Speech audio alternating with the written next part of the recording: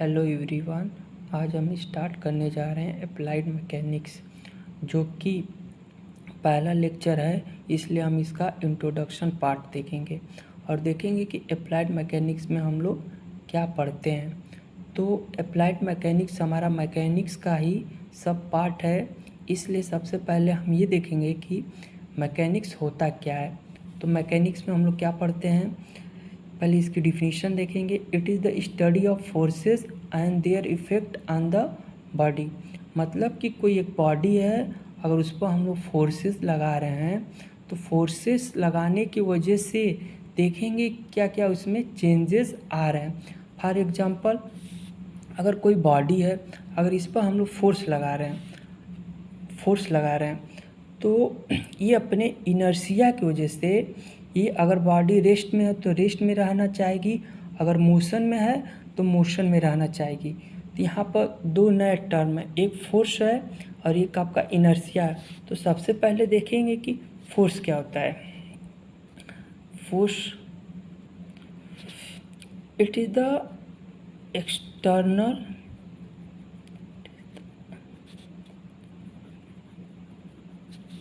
ये एक external effect होता है जो कि हम लोग बॉडी पर लगाएंगे। ये बॉडी है,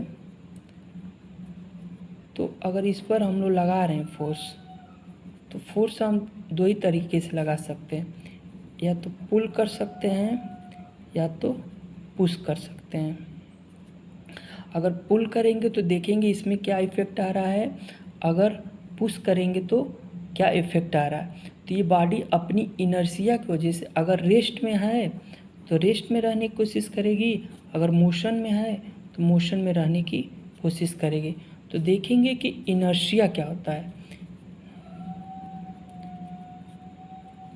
तो इनर्शिया ये बॉडी का एक ऐसा प्रॉपर्टी होता है, अगर कोई बॉडी अगर रेस्ट में है तो रेस्ट में रहना चाहेगी, अगर मोशन में है तो मोशन में रहना चाहेगी, जब तक कोई एक्सटर्नल फोर्स ना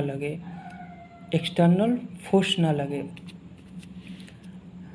और ये इनर्शिया भी दो टाइप्स का होता है, एक एक्सटर्नल इनर्शिया होता है और एक इंटरनल इनर्शिया होता है। एक एक्सटर्नल इनर्शिया होता है, एक इंटरनल इनर्शिया होता है। जो इनर्शिया होता है वो मास पर डिपेंड करता है, मतलब इनर्शिया डायरेक्टली प्रोपोर्शनल होता है मास के। अगर कोई एक बॉडी है, उसका वेट 100 kg है, इस पर हम लोग फोर्स लगा रहे हैं, और एक बॉडी है इसका 100 kg मास है और दोनों रेस्ट में है। तो दोनों रेस्ट में है तो किस में सबसे ज़्यादा फोर्स लगेगा, जिसका मतलब कि वेट ज़्यादा है तो उसी पर मतलब ज़्यादा हम लोग फोर्स लगाएंगे। और ये सेकेंड, अगर कोई बॉडी है, अगर उसका वेट 100 kg है और ये वेलोसिटी जो है 10 मीटर पर सेकेंड पर है। एक दूसरा बॉडी है, इसका वेट जो है 10 kg है, इसकी भी वेलोसिटी हमारी 10 किलोमीटर पर सेकेंड है। तो हम लोग किस में ज़्यादा फोर्स लगाएंगे, जिसका वेट ज़्यादा है, मतलब 100 kg वाले में F1 और ये F2 है। इसका मतलब कि F1 ग्रेटर दैन F2। अगर इसको हम लोग रेस्ट में लाने की कोशिश करेंगे। और अब ये देखेंगे कि अगर यही जो बॉडी है जिस पर हम लोग फोर्स लगा रहे थे, तो ये इनर्शिया की वजह से ये चेंज होने की कोशिश नहीं करेगी। और इस तरह हम देखेंगे कि जो फोर्स है उसी की स्टडी कर रहे हैं, और दूसरा हम लोग देख रहे थे अगर इसमें क्या क्या इफ़ेक्ट आ रहे थे। अगर ये फोर्स है, फोर्स लगा रहे हैं तो इसमें क्या क्या इफ़ेक्ट आ रहे थे।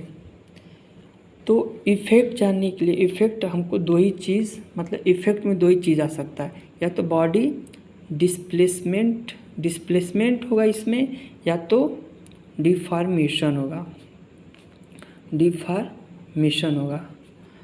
अगर ये कोई बॉडी है, हमें पता है कि बॉडी मॉलिक्यूल्स से मिलके बना होगा।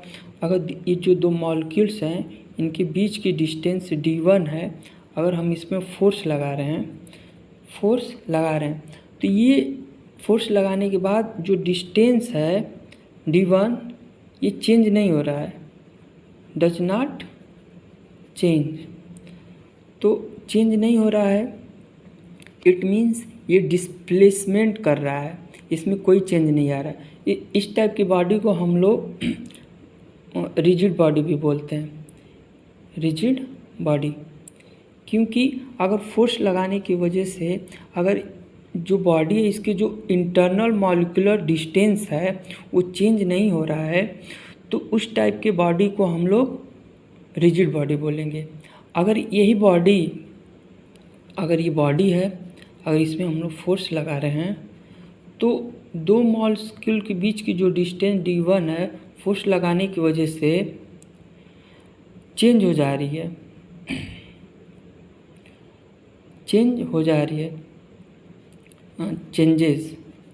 रही है, तो इस टाइप की बॉडी को हम लोग बोलेंगे डिफॉर्मेबल बॉडी। इट मीन्स इसका मतलब ये है, हम ये देख रहे हैं एक बॉडी एक ऐसी है जिसमें हम लोग फोर्स लगा रहे हैं और हमें पता है कि ये जो बॉडी है मॉलिक्यूल से बन के मिल के बनी रहती है। अगर फोर्स लगाने की वजह से दो मॉलिक्यूल के बीच की अगर डिस्टेंस चेंज नहीं हो रही है तो रिजिड बॉडी होगी। अगर वही सेम बॉडी है, अगर उसमें हम लोग फोर्स लगा रहे हैं, फोर्स लगाने की वजह से दो मॉलिक्यूल्स के बीच की जो डिस्टेंस अगर चेंज हो जा रही है, उस टाइप की बॉडी को हम लोग डिफॉर्मेबल बॉडी बोलेंगे। इस तरह हम देख रहे हैं कि जो बॉडी है, मेनली मैकेनिक्स में हम लोग सॉलिड बॉडी के बारे में पढ़ेंगे। तो सॉलिड मैकेनिक्स तो इसमें हम लोग देख रहे हैं दो ही टाइप की बॉडी की स्टडी कर रहे हैं। एक आपका है डिफॉर्मेबल, और एक है अनडिफॉर्मेबल। तो जो डिफॉर्मेबल बॉडी है, तो डिफॉर्मेबल बॉडी इसकी स्टडी हम लोग, एक सब्जेक्ट है जिसका नाम है सोम, मतलब कि स्ट्रेंथ ऑफ मटेरियल। और एक सब्जेक्ट होता है आपका इंजीनियरिंग मैकेनिक्स या अप्लाइड मैकेनिक्स। तो जो बॉडी है अगर फोर्स लगाने के बाद उसमें कोई चेंजेस आ रहे हैं, तो उस टाइप की बॉडी की स्टडी हम लोग, एक सब्जेक्ट होता है स्ट्रेंथ ऑफ मटेरियल, उसमें पढ़ेंगे। और एक ऐसी बॉडी जिसमें फोर्स लगाने की वजह से अगर उसके जो इंटरमॉलिक्यूलर जो मॉलिक्यूल्स हैं उनके बीच की जो डिस्टेंस चेंज नहीं हो रही है, तो उस टाइप की बॉडी को हम लोग अनडिफॉर्मेबल बोलेंगे। और उसकी स्टडी हम लोग इंजीनियरिंग मैकेनिक्स या अप्लाइड मैकेनिक्स में करते हैं। तो अब यहाँ तक तो हमको समझ में आया कि हमारा मैकेनिक्स होता क्या है। मेनली जो मैकेनिक्स सब्जेक्ट है, इसमें हम उस टाइप की बॉडी की स्टडी करेंगे जिसमें जो उसकी जो शेप साइज़ हैं तो उसमें कोई चेंजेस ना आए फोर्स लगाने के बाद। तो उस टाइप की स्टडी हम लोग इंजीनियरिंग मैकेनिक्स में करते हैं। तो अब देखेंगे कि इंजीनियरिंग मैकेनिक्स की डिफिनीशन क्या होती है। तो सबसे पहले हम लोग ये देख रहे हैं इंजीनियरिंग मैकेनिक्स में कि इसकी डिफिनीशन क्या होती है। It is a study of the rigid body under the application of forces. मतलब कि हम लोग इसमें एक रिजिड बॉडी है उसकी स्टडी करेंगे फोर्स लगा के, और जो फोर्स है वो भी एक्सटर्नल फोर्स होना चाहिए। तो इसको ऐसे समझते हैं कि कोई एक आदमी है, ठीक है ना, यहाँ पर कोई ऑब्जेक्ट है, तो आदमी इस ऑब्जेक्ट को देख रहा है, देखने की वजह से ऑब्जर्वेशन कर रहा है, तो इसको ये फील हो रहा है कि अगर ये बॉडी अगर बॉडी को देख रहा है तो इसका मास बता रहा है कि मास आपका 5 kg है। अगर ये मोशन में है बॉडी तो इसकी वेलोसिटी बता रहा है, इसकी वेलोसिटी 10 मीटर पर सेकेंड। और इसमें जब ये रेस्ट में था तो इसका फोर्स बता रहा है, फोर्स कितना लग रहा है इसमें 10 न्यूटन का, और इसका टार्क बता रहा है, और बहुत सारी इसकी प्रॉपर्टी बता रहा है। तो ये प्रॉपर्टी कैसे बता रहा है, ये प्रॉपर्टी इसको देख के बता रहा है, देख का मतलब फिजिकली बता रहा है। तो इस टाइप की स्टडी अगर हम लोग फिजिकली देख के किसी चीज़ के बारे में बता रहे हैं, जैसे उसका मास बता रहे हैं, उसकी वेलोसिटी बता रहे हैं, उसका फोर्स बता रहे हैं, उसका टॉर्क बताते हैं, तो इस टाइप की स्टडी को हम लोग फिजिकल क्वांटिटी बोलेंगे। जितना भी ये चीज़ देख रहे हैं ये सारे आपके फिजिकल क्वांटिटी में आएंगे, फिजिकल क्वांटिटी में आएंगे। ये भी फिजिकल जो क्वांटिटी होती है ये भी 2 टाइप्स की होती है, इसको हम लोग बाद में देखेंगे। और अब ये देखेंगे जो हमारा इंजन मैकेनिक्स होता है ये भी 2 टाइप्स का होता है, एक स्टैटिक्स होता है, एक डायनेमिक्स होता है। तो जो स्टैटिक्स है, अगर कोई बॉडी है, अगर इस पर हम लोग लोड लगा रहे हैं और ये रेस्ट में है, लोड लगाने के बाद ये रेस्ट में है, इसमें कोई चेंजेस नहीं आ रहा है, इस टाइप की अगर स्टडी हम लोग करते हैं उसको हम लोग स्टैटिक्स बोलते हैं। मतलब कि ये रेस्ट है, इसकी वेलोसिटी क्या है 0 है। अगर यही बॉडी है, अगर इसमें फोर्स लगा रहे हैं तो ये मोशन में आ जा रही है, मोशन में आ जा रही है। अगर मोशन में आ जा रही है तो इस टाइप की स्टडी हम लोग डायनेमिक्स में करते हैं। और ये भी 2 टाइप्स का होता है, एक काइनेमेटिक्स होता है, एक काइनेटिक्स होता है। काइनेमेटिक्स में हम लोग बस खाली फोर्स की वजह से क्या चेंजेस आ रहे हैं उसको देखेंगे, लेकिन जो काइनेटिक्स होता है इसमें देखेंगे कि क्या चेंजेस आ रहे हैं, किसके वजह से आ रहे हैं, ठीक है ना। तो ये काइनेटिक्स में पढ़ते हैं। ये 2 पार्ट्स होते हैं डायनेमिक्स के, एक काइनेमेटिक्स होता है, काइनेटिक्स। और इसके बाद देखेंगे फिजिकल क्वांटिटी क्या होता है। फिजिकल क्वांटिटी हमारा 2 पार्ट में बटा हुआ है, एक आपका है फंडामेंटल क्वांटिटी और एक डिराइव क्वांटिटी, और दूसरा जो पार्ट है उसमें 2 सब पार्ट है, स्केलर क्वांटिटी एक वेक्टर क्वांटिटी है।